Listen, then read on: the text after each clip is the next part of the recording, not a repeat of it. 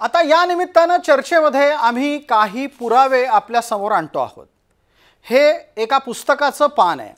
या पुस्तकाचं नाव आहे प्रतापसिंह छत्रपती आणि रंगो बापूजी, तसंच साताऱ्याचा राज्यक्रांतीचा इतिहास असं या पुस्तकात म्हटलं गेलं आहे। या पुस्तकाचं मुखपृष्ठ पाहून आपल्याला लक्षात येऊ शकतं। पुस्तकाचे लेखक आहेत केशव सीताराम ठाकरे, म्हणजेच प्रबोधनकार ठाकरे।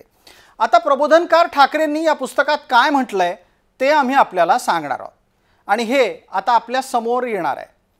प्रतापसिंहांच्या मामांनी म्हणजे शिर्के यांनी आपली मुलगी मुलांच्या बरोबर शिकण्यासाठी पाठशाळेमध्ये पाठवली। यावर प्रतापसिंहांचं मत असं होतं की मुलींना शिक्षण अगत्यानं द्यावं, पण मुलांबरोबर शाळेत पाठवू नये, तर घरच्या घरीच शिक्षक ठेवून घ्यावेत। मुला मुलींचं सहशिक्षण असावं का नसावं या मुद्द्यावर आजही वाद आहेत। तर त्या काळी प्रतापसिंहांनी मुलींच्या स्वतंत्र शिक्षणाचा आग्रह धरल्यास त्यात फारसं काही वावगं नव्हतं।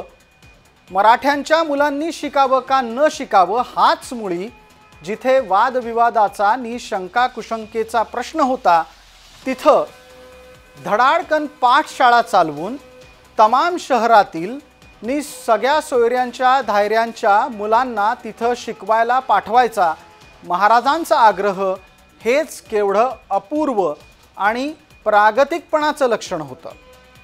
हा सगळा उल्लेख हा प्रबोधनकार ठाकरे यांच्या पुस्तकामध्ये आढळतो। त्यामुळे उदयन महाराजांनी केलेला दावा हा या आधारे असू शकतो। उदयन महाराज सांगतायत की स्त्री शिक्षणाची फुलेंची प्रेरणा ही प्रतापसिंह राजे भोसलेंच्या स्त्री शिक्षण विषयक केलेल्या कार्यातून आणि त्यांच्या या कार्याला दिलेल्या पाठिंब्यामुळे आहे।